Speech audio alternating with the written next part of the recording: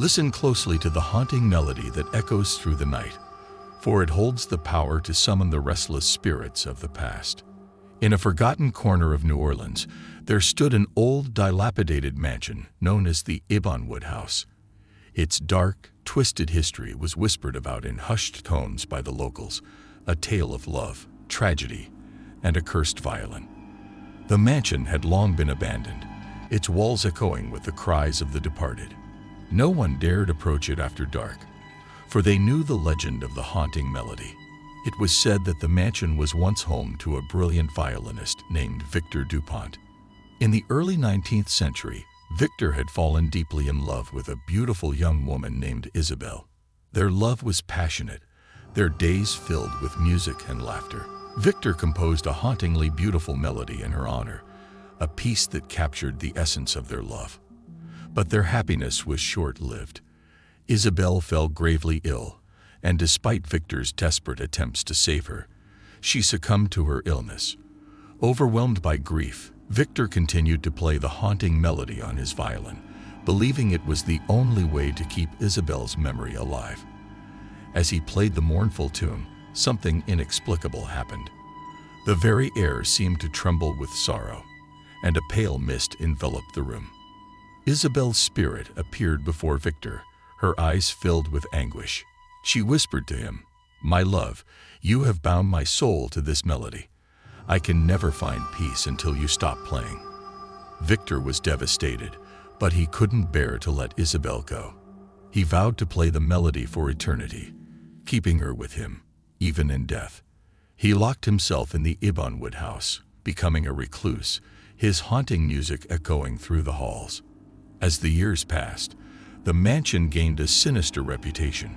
It was said that those who ventured near the house at night could hear the eerie strains of Victor's violin and see faint, ghostly figures moving behind the windows. One fateful night, Lily Harrison, a talented violinist, arrived in New Orleans for a music festival. Intrigued by the legend of the Ibonwood House, she decided to visit it during the day, hoping to draw inspiration from the eerie history. Lily had always been drawn to mysterious stories, and as she explored the abandoned mansion, she felt a strange connection to the tragic tale. In one room, she discovered an old, dusty violin sitting in a corner.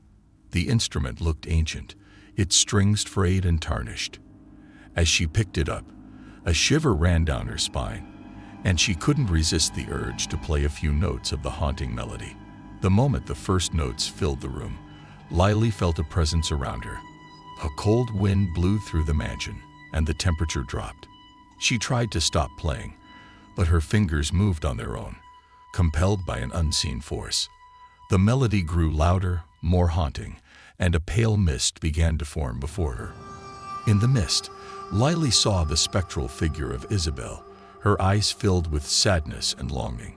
She whispered, "Please, stop playing. Release me from this torment."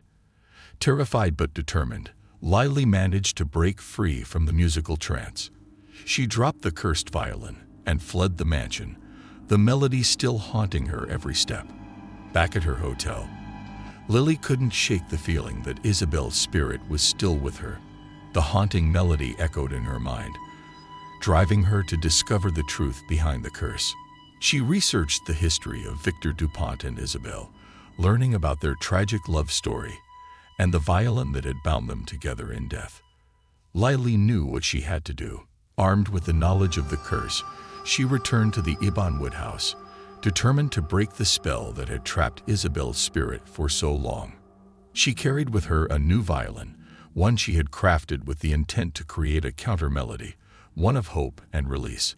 As Lily entered the mansion, the chilling presence of Isabel enveloped her once more.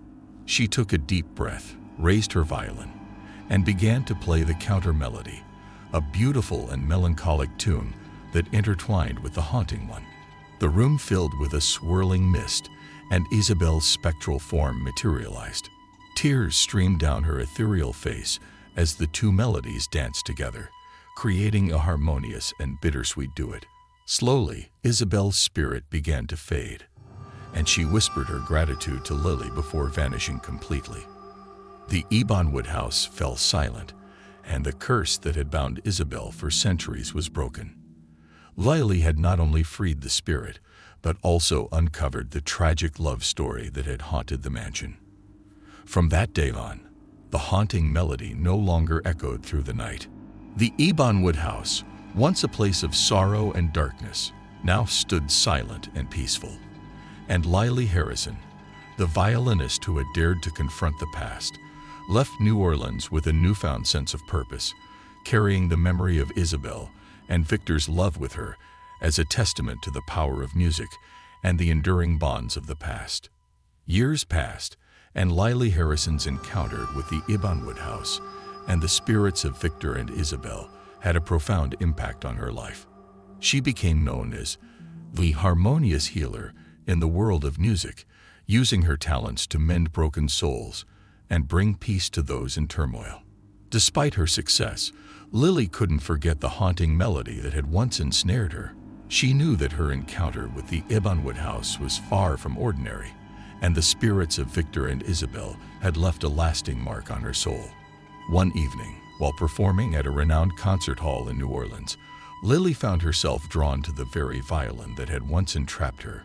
It had been preserved and displayed in a glass case, a relic of the Ebonwood house. As she played, she couldn't help but feel a connection to it, as though it held a piece of her own spirit. After the performance, she approached the violin, her fingers trembling as she reached out to touch it. It felt as if the instrument recognized her, and she couldn't deny the strange bond that had formed between them. With the violin in her possession, she felt compelled to uncover more about its history. Lily's research led her to a hidden journal written by Victor Dupont himself. In its pages, he chronicled his love for Isabel, the composition of the haunting melody, and the tragic events that had unfolded in the Ebonwood house. But there was something else, something that sent a chill down Lily's spine. A warning. In the journal, Victor described how the melody had been created through a forbidden ritual, a pact he had made with dark forces to bind Isabel's spirit to the violin.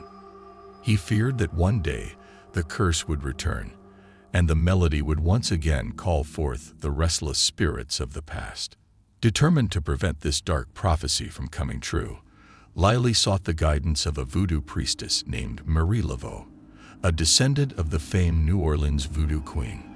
Marie revealed that the only way to break the curse completely was to perform a powerful ritual at the Ebonwood house during a rare celestial event, a lunar eclipse and a meteor shower that occurred once every century. The next such event was just days away, and Lily knew she had to act quickly. She gathered a group of musicians, each with a unique talent and a deep respect for the power of music. Together, they journeyed to the Ebonwood house on the eve of the celestial event. As the lunar eclipse began to cast an eerie glow over the mansion, Lily and her ensemble prepared for the ritual. They positioned themselves in different rooms, each musician ready to play their instrument in harmony with the others. Lily held the cursed violin, her fingers trembling as she prepared to play the counter melody once more. As the celestial event reached its peak, the musicians began to play, their music filling the Ebonwood house. The melodies intertwined, creating a powerful resonance that seemed to shake the very foundations of the mansion. The atmosphere grew tense as they waited for the spirits of Victor and Isabel to respond. Suddenly, a chilling wind swept through the rooms, and the spectral figures of Victor and Isabel materialized before the musicians. Their eyes were no longer filled with anguish, but with a sense of peace and gratitude. They nodded to Lily and the ensemble, acknowledging the power of the music that had set them free. With one final, haunting note, Lily played the counter melody on the cursed violin, its strings snapping as the curse was broken once and for all. The Ebonwood house trembled as if sighing with relief, and the spirits of Victor and Isabel slowly dissipated, ascending to the afterlife. The mansion, once shrouded in darkness, was now bathed in the soft light of the lunar eclipse. The curse that had plagued it for centuries was lifted, and a haunting melody ceased to echo through the night. Lily and her ensemble left the Ebonwood house, their hearts heavy with the weight of the past, but also filled with a profound sense of accomplishment. They had not only freed the spirits of Victor and Isabel, but also ensured that the cursed melody would never call forth the dead again. As the celestial event came to an end, the Ebonwood house stood in silence, its haunted history finally put to rest. And Lily Harrison, the harmonious healer, continued to use her music to mend souls, knowing that even the darkest of curses could be broken with the power of love, determination, and the unending harmony of the human spirit.